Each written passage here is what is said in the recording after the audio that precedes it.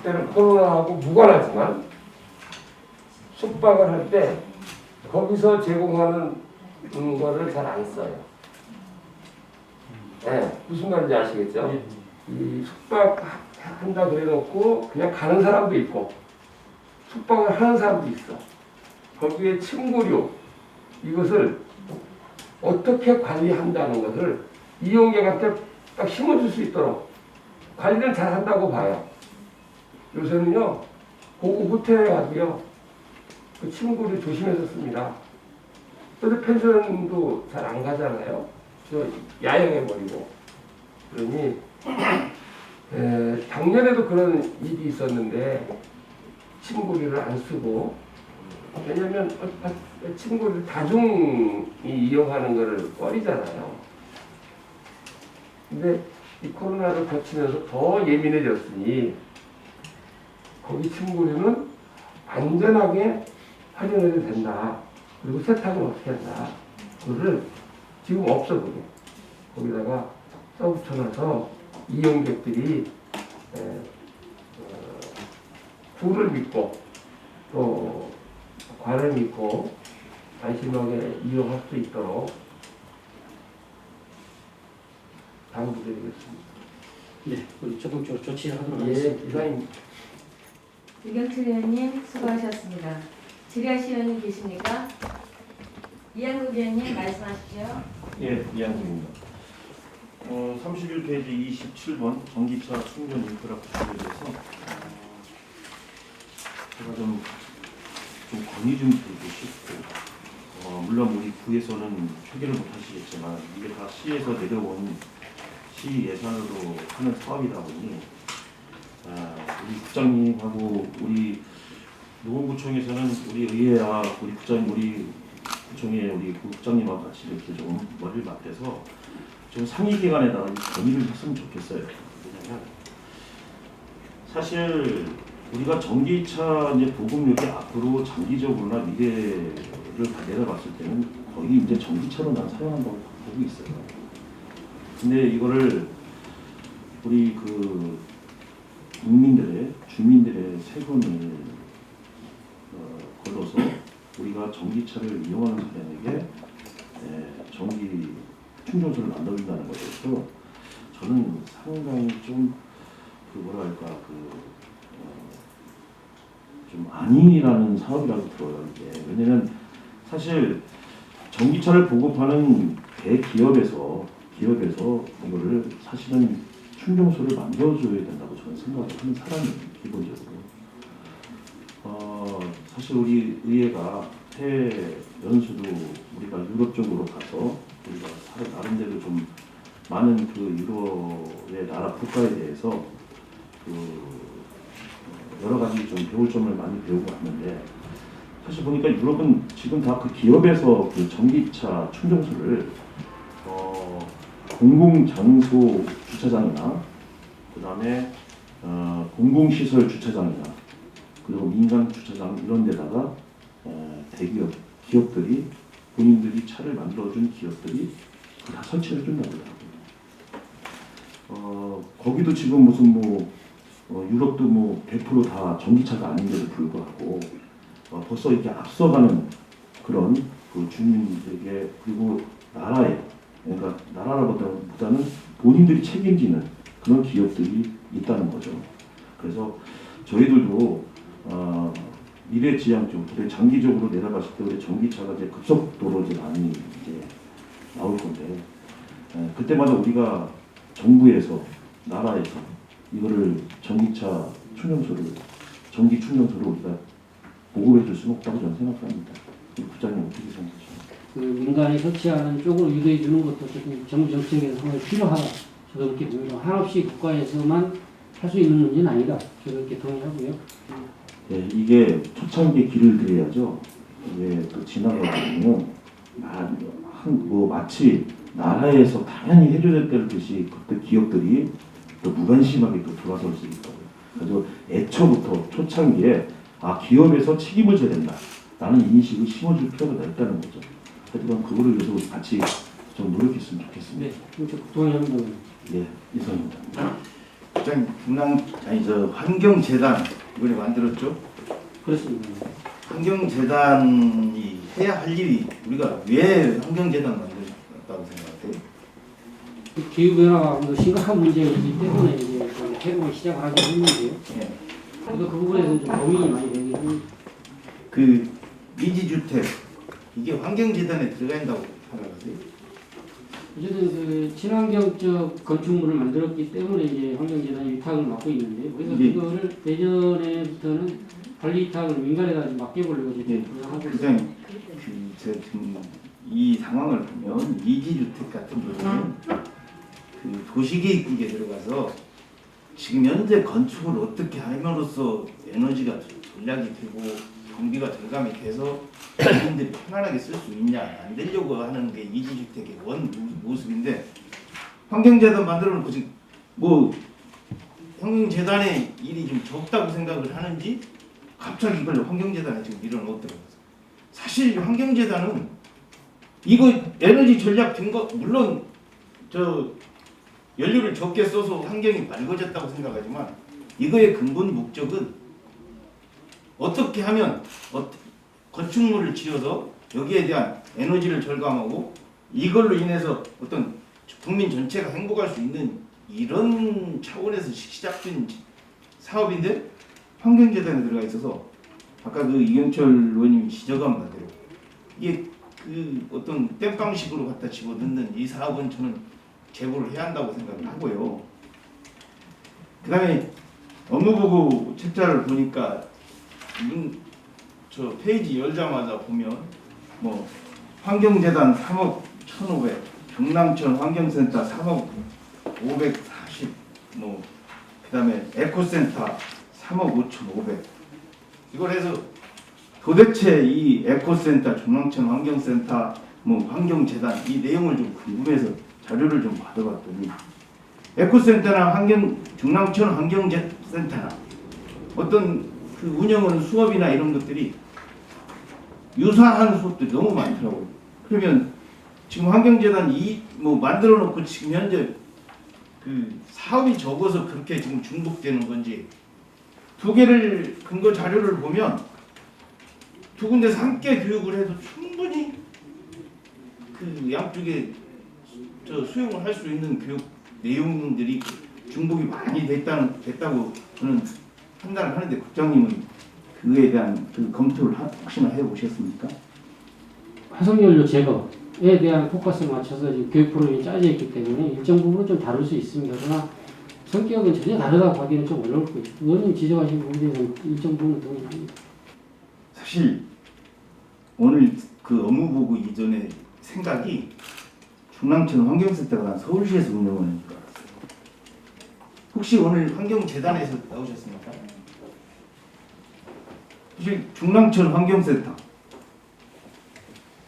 본인 소속이 행제에 있어서 그랬는지는 모르지만 에코센터 운영이나 중랑천 환경센터 운영이나 이런 거에 대해서 들어본 적이 없어요.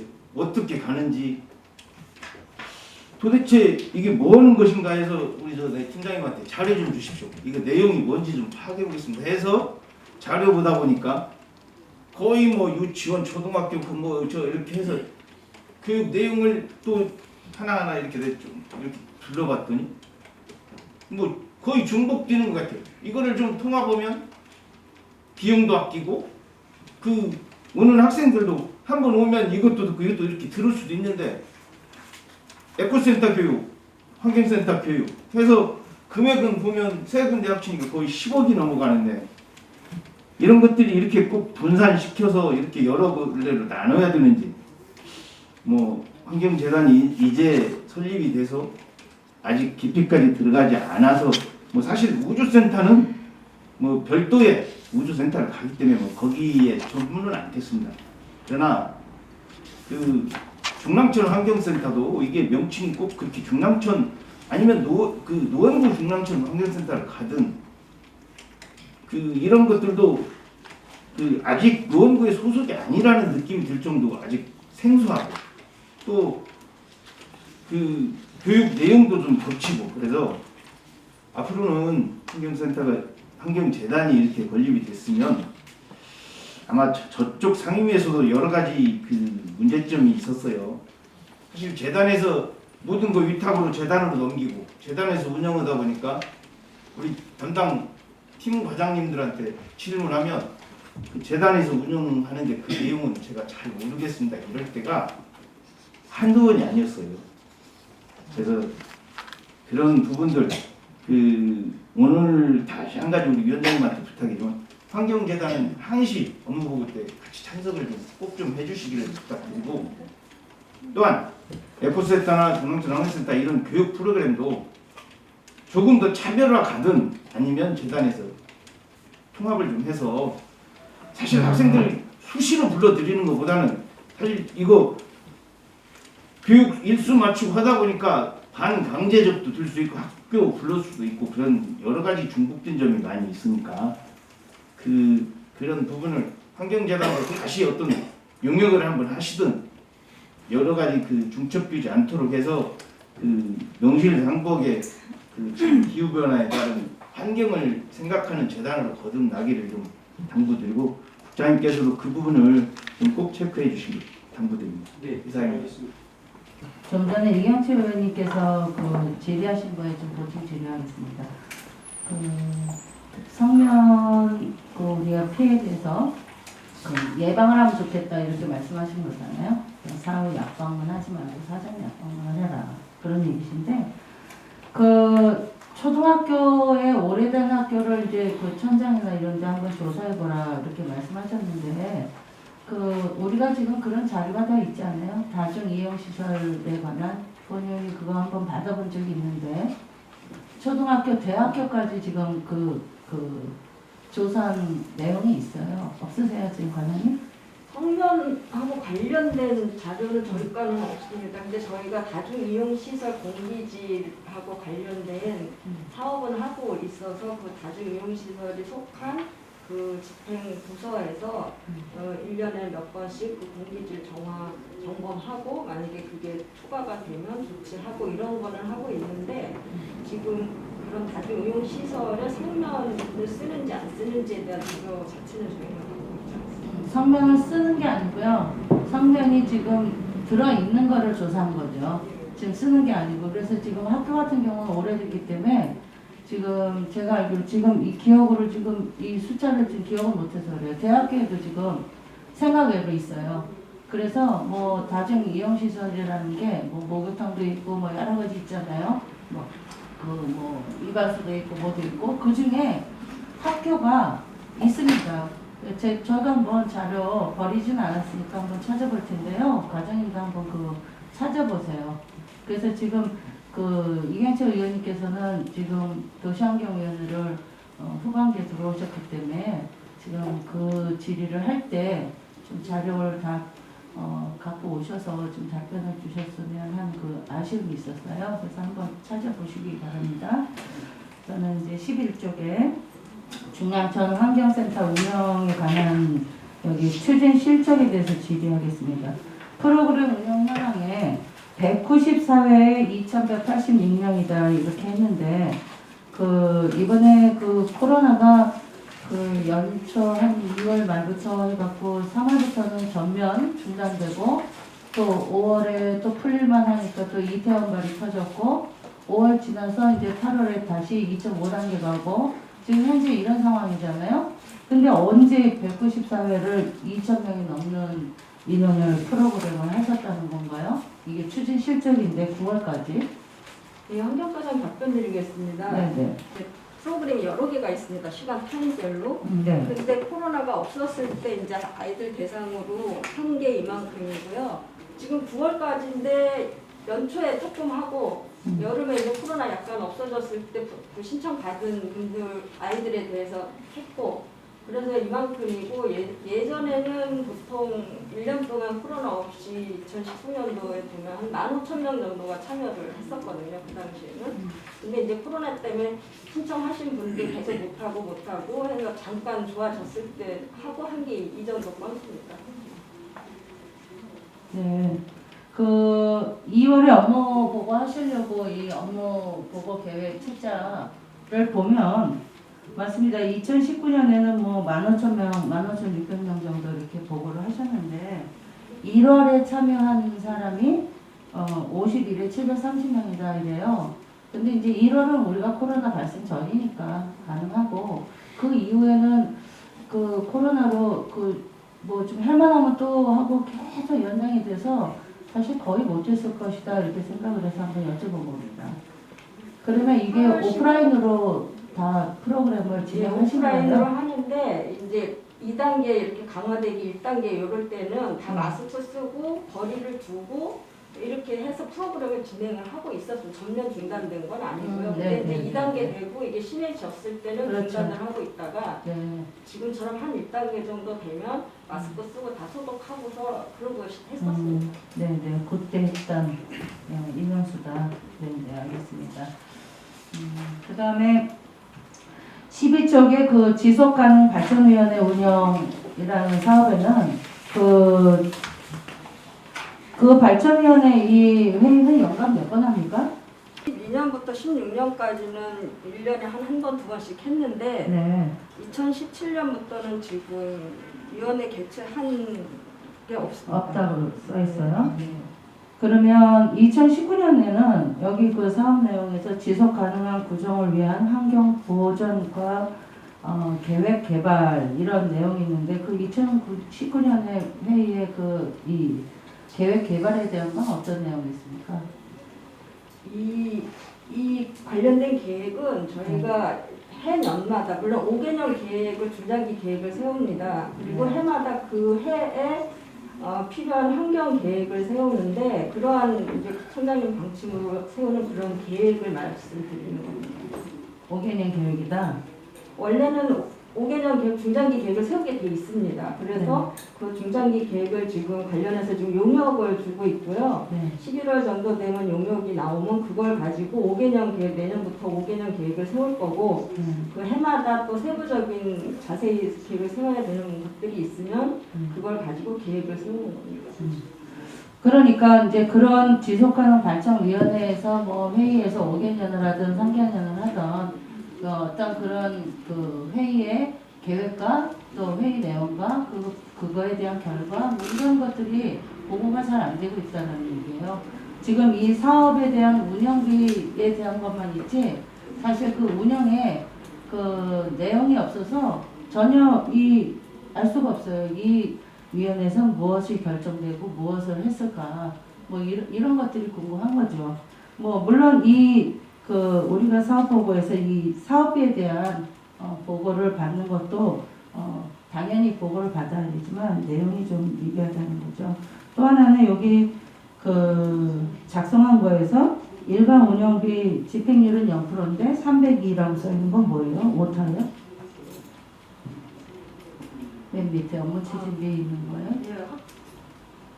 0%가 잘못된 오타로 보입니다. 뭐 오타가 있을 수도 있다 이러는데 좀 꼼꼼히 교정을 좀 보면 좋겠어요. 죄송합니다. 네네네. 다음은 21쪽으로 가겠습니다. 21쪽의 환경 개선 부담금 업무의 사업인데 지금 현재는 그 시설 환경 개선 부담금은 없어졌죠. 현재 예, 지금 시설에 대한 환경 개선 부담은 없습니다. 없어졌고 지금 이 환경 개선 부담금이라는 거는 여기 이제 부과 대상이 경유 연료의 자동차다 이렇게 한정되는데 휘발유나 LPG는 말고 경유에 대한 거잖아요. 그래서 그거에 발생하는 좋지 않은 그 물질들이 배출을 하니까 뭐 이제 부담을 니네가 이렇게 해라 이런 거잖아요. 그런데 그 매연 저감 장치를 하면 3년이 면제다 뭐 이런 거 있어요. 우리도 그런 게 해당이 돼요? 저공해 장치 부착을 하게 매연 저감 장치 부착을 하게 되면 3년 동안 면제되는 것 같습니다. 여기 지방단체가 90%고 소유자가 자부담이 10%라는데 이 저감 장치에 저희 노원구도 마찬가지로 90% 부담을 하고 그 자동차 소유주가 10%를 하나요? 네, 한다면? 예. 그러면 저감 장치는 얼마 정도 돼요? 비용이? 350 정도 예상하시면 네. 약간씩 틀립니다. 차종으로. 네네. 그러면 이 매연 저감 장치를 지금 어느 정도로 하고 있나요? 우리는 지원한 상황이 없어요? 그 자체에서 하는 건 없고요. 네. 서울시에서, 서울시에서. 예, 네. 자동차 협회 통해서 업무 추진하고 있습니다. 네, 그런 협력은 없어요? 예. 협회를 통해서 받아서 놓은 거에 그 소유자들에게 혜택을 준 그 현황이 한 건도 없어요? 그 현황은 지금 면제 대상 차량으로 파악할 수 있거든요. 아 그렇죠. 예. 그럼 면제 대상이 몇 대나 돼요? 그거는 저희가 확인해서 보내드리겠습니다. 아 네네. 나중에 자료를 주시고요. 예. 또 하나는 지금 올해는 코로나로 그 3월에 1기분, 9월에 2기분 납부하는 게 코로나로 지금 변경됐죠. 6월로 갔죠. 예, 6월로 갔고 9월은 11월로 갔고 9월은 하단 기분은 똑같습니다. 9월이 11월로 갔던데 11월로 안 갔습니다. 안 갔어요? 네. 원래 그러면- 상반기만 갔습니다. 아 상반기만 6월로 가고 그럼 6월에 내고 9월에 또 내요? 아니지. 그 우리가 부가를 그렇게 받아요? 그렇죠. 납부하시는 입장에서 보면은 좀 늦게 내시고 다시 9월 달에 본시를 받으실 수 있죠. 네. 그러니까 그런 것도 본의원이 그 조사를 해보지 않았더라면 그냥 뭐 3월에 하고 올해 코로나하고 상관없이 그냥 지나갈 텐데 그렇죠? 조사를 해보니 이게 다 올해 코로나 상황으로 이 납부 기한도 연장을 했고 이런 것도 연장을 해줬구나 이렇게 생각을 하는데 보고를 주시지 않으니까 그런 게 좀 아쉽습니다. 또 한 가지는 우리가 이 환경개선 부담금에서 지금 징수율이 56.7%인데요. 올해 이제 연말 안에 더 그 사이에 또 부과를 할 거 아닙니까? 예. 그러면 보통 작년 같은 경우 19년에서는 이 납부의 실적이 몇 프로나 되나요?